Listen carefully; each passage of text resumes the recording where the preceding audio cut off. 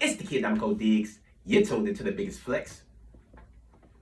Today, we gonna be talking about this Teofimo Lopez and Shakur Stevenson fight. Why is it not being promoted how it should? And overall, who's gonna win this fight? And also, we gonna get into a little bit of Charlo, Charlo.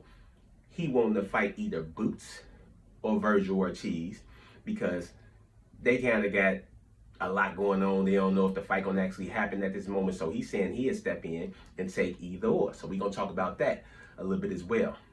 Now, getting to this Teofimo Lopez and Shakur Stevenson, it seemed like the fight's not being promoted as it should. Of course, casuals, they don't too much know a Shakur or a Teofimo Lopez, but actual boxing fans, lovers of the sport like us, we know these guys, and it's a great fight to us. We think this is a very great fight, a very, very good fight, and it's something that we kind of been anticipating. Kind of can't wait till the 31st because we all want to see the result of what's going to happen. Because you got Shakur, he's a very good defensive technical fighter, and you got Teofimo, he's a very good defensive fighter as well, but he's a little bit more swagger and, braggadocious with his style. With Shakur being technical, it's almost like Miami Heat when they played the Spurs back in the day. And you had this team, LeBron and D-Wade and Bosh and all these people, and they was out there doing playground tricks and alley-oops and all this. But you had the Spurs who just played basic basketball, did it by the book, but they did it to the T. And anytime you work basics and you do it by the book, that will be playground any day. So me personally, I'm leaning towards Shakur. I just don't see Shakur letting nobody beat him, not Teofimo, not nobody. So I'm definitely leaning towards Shakur. But I'm not just saying it's going to be an overall sweep. I do think it's going to be a challenging fight. I do think we're going to see some interesting things. And I think Teo, he may be a little worried that Shakur is going to run because he be putting out little videos, little sneak disses of, people running around rings and stuff like that. So I think he hitting that he thinks Shakur is going to run.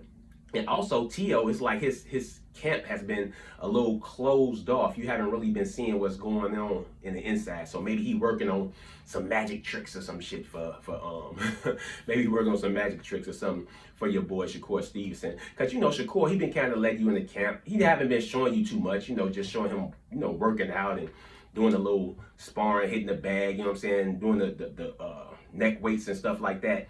He's been doing that. Teo really ain't been showing you nothing. He's been keeping it tight, but he has been sneak dissing. And Shakur say, hey, he on point. He ready to knock Teo out. Let Shakur tell it. But I feel like the fight is not being advertised to even boxing fans enough. I mean, unless you just really in it and you paying attention because you are hardcore.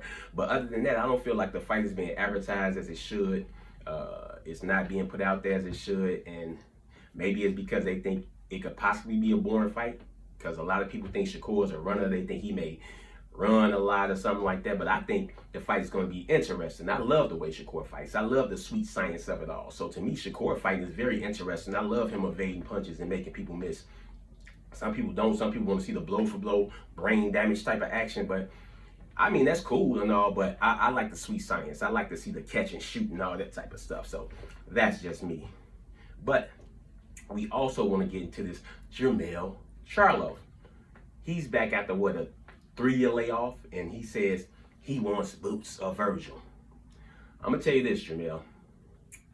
You say you want one of these guys, cool. But if you do get one of them, make sure the one you get is Virgil Ortiz. Do not let it be Jerron Ennis. Because if it's Jerron Ennis, he's gonna end your career.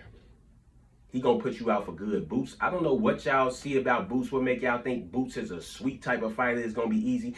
Boots is dangerous. Probably the most dangerous fighter in the world, bro.